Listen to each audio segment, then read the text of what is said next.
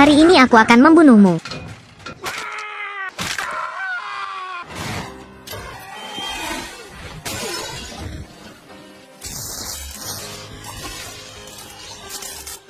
Dia adalah seseorang yang tidak boleh kita ganggu, karena dia bertindak sangat kejam. Pria ini baru saja memukuli anjing keluarganya hingga mati, tapi kepalanya berulang kali disayat dengan pisau. Akhirnya pria itu, setelah ditebas 300 kali, akhirnya dia melampiaskan amarahnya. Tapi itu sulit dipercaya, pria yang kejam. Pada hari pertamanya di penjara, dia dipermalukan oleh sesama narapidana. Saat ini, suasana hatinya seperti minyak mendidih dalam wajan.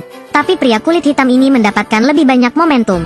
Ia diam-diam mengulurkan pisau panjang itu dan berbicara, "Aku tidak berurusan denganmu hari ini, maka kamu tidak akan tahu siapa aku." Pria itu memecahkan kacanya, ambil wajan berisi minyak mendidih.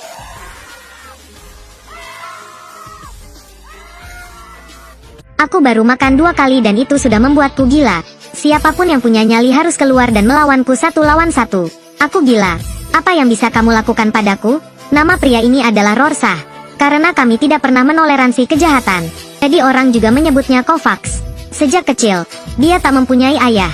Ibunya bekerja di pekerjaan yang dianggap kotor oleh seluruh dunia. Pasalnya, kemunculan Kovacs membuat sang tamu kehilangan minat. Oleh karena itu, anak laki-laki tersebut sering dipukul oleh ibunya. Pada akhirnya, dia diusir dari rumahnya dan menjalani hari demi hari dengan mengemis. Karena profesi ibunya juga dia harus menanggung banyak penghinaan. Kebencian terhadap kejahatan terkubur jauh di lubuk hati. Akhirnya pecah. Kovacs bertubuh kecil tapi bisa mengalahkan 2 orang sendirian. Lalu dia memamerkan giginya dan menggigit wajah kejam ini. Setelah tumbuh dewasa, Kovacs bergabung dengan aliansi lurus yang disebut Watchmen. Manfaatkan bahan yang baru saja ditemukan oleh dokter. Dia membuat topeng tinta. Tinta pada topeng akan berubah berdasarkan perubahan mood. Organisasi mereka sering menyerang kekuatan jahat. Akhirnya dibalas oleh para gangster. Malam itu, Knight dan Silk baru saja divaksinasi dan hendak keluar dari hotel. Tanpa diduga, mereka diikuti oleh gangster. Tidak lama kemudian, mereka dikepung. Mereka tidak banyak bicara tapi langsung mengeluarkan pisaunya. Namun pria itu memblokirnya. Ada kekuatan vaksin. Keduanya dengan mudah mengalahkan semua gangster yang ada di sana. Bahkan kakak laki-laki mereka dibunuh. Untungnya dia bereaksi cepat sehingga dia tidak memakan permen tembaga tersebut. Dia dengan cepat meraih pegangan dan menyerang. Kakak laki-laki itu hendak menanyai orang yang berdiri di belakang. Tanpa diduga, si pembunuh meminum racun dan bunuh diri. Tapi komplotannya adalah Black. Tidak seberuntung itu. Selagi dia menikmatinya, perang berdarah akan terjadi di TV. Kejutan ini membuatnya sedikit panik. Bajingan ini merusak barang-barang baikku. Begitu dia selesai berbicara, dia melemparkan cangkirnya ke sana, lalu dengan cepat berbalik dan mengambil senapannya. Tidak menyangka kecepatan si pembunuh begitu cepat.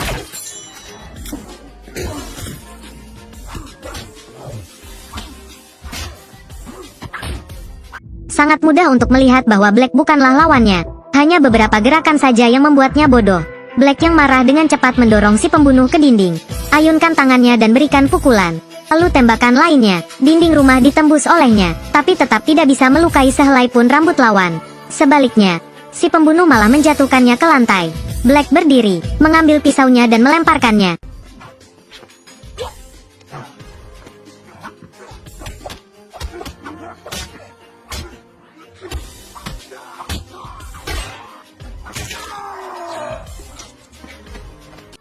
Setelah disiksa oleh si pembunuh beberapa saat, pada akhirnya dia terlempar dari ketinggian ribuan meter.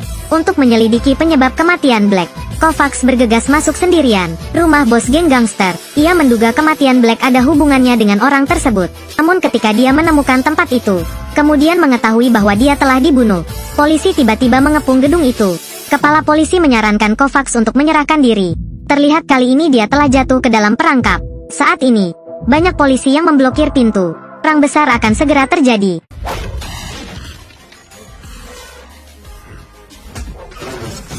Setinggi apapun kemampuan bela dirinya, tetap harus takut dengan pisau.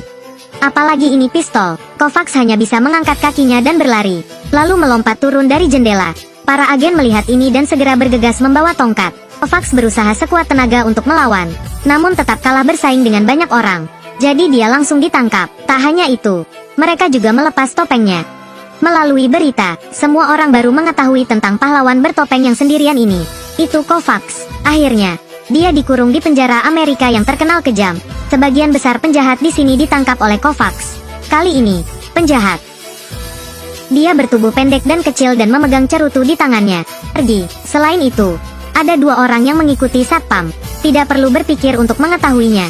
Orang ini adalah bos di penjara News. Ternyata orang di balik semua plot itu adalah dia.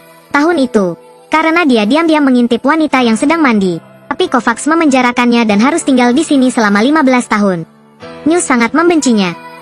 Sambil mengantri untuk mendapatkan makanan, ia memerintahkan juniornya untuk menghadapi Kovacs. Tapi mereka terlalu meremehkan kekuatannya. Junior itu diam-diam mengeluarkan pisau untuk menikamnya. Namun tidak menyangka akan diserang oleh Kovacs menggunakan nampan. Lalu pukulan lain. Lalu dia memecahkan kacanya. Dia mengambil panci berisi minyak mendidih dan menuangkannya ke wajah junior itu. Segera orang itu berteriak dengan sedih. Para penjahat yang berdiri di sekitar tidak berani mendekat. Dua petugas polisi membawanya ke penjara. Saat ini, terjadi kerusuhan di penjara. News sangat marah karena kegagalan rencana membunuh Kovacs. Junior yang berdiri di belakang memahami gaya kerja bos. Jadi dia bergegas maju dan mencoba mencekik Kovacs sampai mati. Namun akibatnya jari patah. Sakit sekali hingga dia berteriak keras. Dia menggunakan kain untuk mengikat tangannya dengan erat. Saat penjara sedang terjadi kerusuhan, News memikirkan segala cara untuk menangani Kovacs. Pada saat yang sama, manfaatkan kesempatan ini untuk melarikan diri dari sini. Junior lain mengambil pemotong itu. Potong lengan pria yang diikat itu. Lalu dia memotong pintu besi itu. Lalu bergegas masuk untuk membunuh Kovacs. Namun pada akhirnya, sebelum dia bisa berbuat apapun, dia harus pergi mengunjungi Raja Neraka. News sangat ketakutan sehingga dia menjatuhkan cerutunya, ringkuk dan lari. Kovacs pergi ke gudang tempat penyimpanan barang-barang tahanan.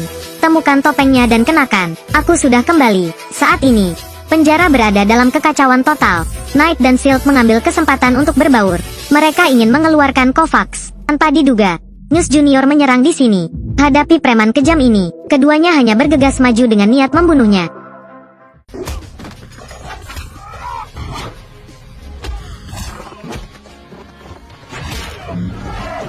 Melihat juniornya pingsan, News sangat ketakutan sehingga dia berlari ke kamar mandi untuk bersembunyi. Namun Kovacs telah melihat semuanya. Dia pergi ke kamar mandi, gunakan cara yang paling kejam untuk membunuh bos yang menakutkan ini. Setelah itu, 3 orang keluar dari penjara, terus berbuat baik dengan caranya masing-masing. Menjalankan misi memberantas kejahatan. Rorschach adalah antihero dalam seri buku komik Watchmen.